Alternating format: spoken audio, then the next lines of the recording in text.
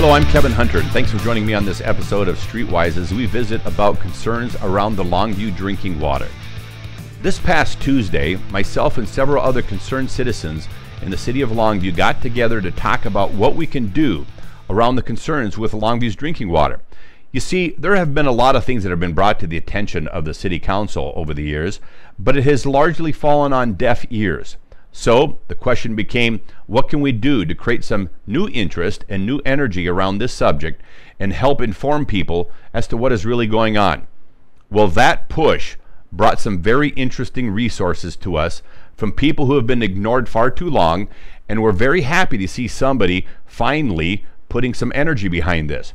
So at our meeting last Tuesday night, 4 area experts on water treatment showed up. Their combined experience is over 80 years. So interestingly enough, coming up in the next few days, we will be broadcasting shows to share with you their comments and their thoughts on what the real story was behind Fisher's Lane, the water treatment plant that we had on the Cowlitz River, and some of the push to go to the Mint Farm.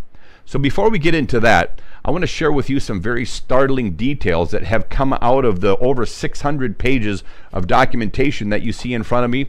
Over the next few days and weeks, we will be going through this, digesting this, and sharing this with you. I won't share the sources who shared this information with me, but there's some very startling things in here that I'd love to share with you, some of which you may have seen in social media just in the last couple of days. So one of the things that I wanted to make you aware of is there is arsenic in the drinking water in the city of Longview. Now you might ask, why did you never know about that?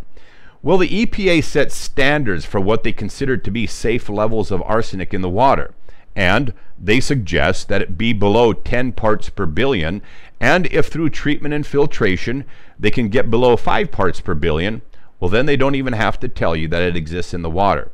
Well, that is in fact what happened here in the city of Longview. So through treatment and filtration, they were able to get the parts per billion below 5 parts per billion, and that's why you didn't hear about this from any of our Longview city officials. Very interesting, and a detail that you might have wanted to know when this decision was made. Now, to go back to some of the folks who are currently still serving in politics, by the way, sitting on the Longview City Council are actually 2 individuals who are still there. Mr. Ken Botero and Mary Jane Milink are on the city council. There's another individual which skips my mind right at the moment, but another individual who's running for election here locally, Dennis Weber, who's running for Cowlitz County Commissioner, was part of the decision-making process. So you can decide whether he made good decisions here and whether he can continue to make decisions like this as a commissioner on a whole number of issues. I have concerns about Weber and his motivations behind a lot of things that he's doing here in Cowlitz County, but that's a whole nother subject. What I want to help you understand is that there are no safe levels for arsenic in drinking water. And why is it in the water here in the Mint Farm? Well, it's very common. If you do a little research, you'll find that it's common to have arsenic in what are called gravel aquifers. That is the aquifer in which the water is coming out of in the Longview Mint Farm. The other thing that you should know about that is that the water in the gravel aquifer is actually supplied by the Columbia River. Now, a lot of people express concerns about possibly going from the Cowlitz to the Columbia, and those concerns were what happens with contamination coming downriver from upstream cities and manufacturing facilities. How about power organizations and that sort of thing? But one thing that you may not have known is that many of the upstream cities discharge treated water into the river. And one of the things they cannot remove from that water is pharmaceuticals. Brings up a whole nother bag of worms. So going back to this, in this report are the details around the arsenic in the water. We're also seeing the fact that the Columbia River flows into this gravel aquifer, and without a doubt, there's pharmaceuticals involved as well, and probably a whole host of other contaminants that we haven't heard anything about. So one of the questions people have had is, how then, if they're using this water in your home, how then do you actually use it? Well, one of the things that you should know about arsenic in the water is that you have to have around 500 parts per billion before bathing in it or showering with it would be unsafe for you. Arsenic is actually a heavy metal. it is very difficult for it to be absorbed into your body through your skin. Obviously, you can absorb it by drinking it, but it's very difficult for it to be absorbed through your skin. So bathing, washing, using it for all other things should be perfectly safe. The real problem is consuming that water with any levels of arsenic. You see, for people who say that arsenic is safe and that given levels of arsenic are safe, all we're talking about is that how much water you drink each day, for how long you drink it. We're just, as the levels of arsenic go down, it just takes longer to poison you. That's all the difference is. So you decide how much arsenic is safe in your drinking water. For me and my family, that number is 0. I want to read to you a paragraph that comes out of the book here, the reports that we have put together, the 600 pages of documentation. One of the statements in here says, the city of Longview would like to maintain arsenic levels below the Washington State Department of Health trigger, which is 5 parts per billion.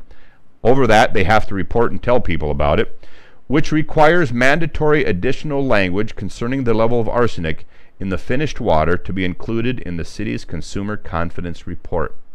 So you see, the city of Longview, by treating the water and getting the arsenic levels low enough, they got to a level where the EPA says they don't have to tell you about it, and that's why they did. Interesting, isn't it? Now, it says here in the graph just below this that the maximum contamination level that they're shooting for is 10 parts per billion. So whether they're hitting that today or not, one of the things I can tell you about both mechanical filtration systems and absorption filtration systems is that between tests, and it would make sense for the city to replace the filtration system and have new filters in place at the time there's a test, wouldn't you think? Well, there's a limited number of tests that are run throughout the year, and its effectiveness will continue to reduce the longer those filters are in place. So from the time of a test being taken, and let's assume that the range is between 5 and 10 parts per billion of arsenic, those numbers could continue to go up as the filtration system performance of it continues to decline. So that's just something for you to think about. Now, one of the questions that were posted on the site, Longview Drinking Water, is what systems out there actually work to remove arsenic if you're going to use Longview water for drinking purposes? Well, there's reverse osmosis is one of the systems that works. And if you do a little Google search, you'll find several other filtration systems that can work. Some of them are whole house filters. Some of them are simply filters that you use for your drinking water. But in any case, I can tell you that my family and we use filtration. I would recommend that you use a filter in your home if you're drinking the water out of the Mint Valley farm. Now, here's another interesting thing that you ought to know, and this will be coming up with more details here in the next few days as the water experts that I connected with recently here join me on the show to talk about what the real costs are of getting the Fisher Lane plant back up and running. So here's the thing. We were told that it would take $46 million to refurbish the plant back when this discussion around moving to the Mint Farm first came up. Then they said that to move to the Mint Farm, it would cost $38 million. Well, they later added an additional $3 million to that, and the final bill came to $41.7 million. So we were essentially talking about a difference of $4.3 million when this decision was made, which would allow us to stay in the Cowlitz River. Isn't that interesting?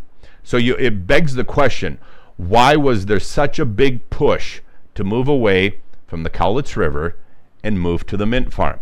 Well, there's a lot of people who benefited from that in terms of the shareholders that are listed in this document as to why the water move went from the Cowlitz River to the Mint Farm. We'll be sharing more of that later this week. I simply wanted to bring you up to speed on the fact that there is arsenic in the water, that the water we are looking at in the Mint Farm does come from the Columbia River, that the Columbia River does contain discharged wastewater from upriver cities. There are other factories involved there as well, and the fact that it's impossible for any of those cities putting this treated wastewater into the river to remove pharmaceuticals, and neither can our treatment plants remove pharmaceuticals either.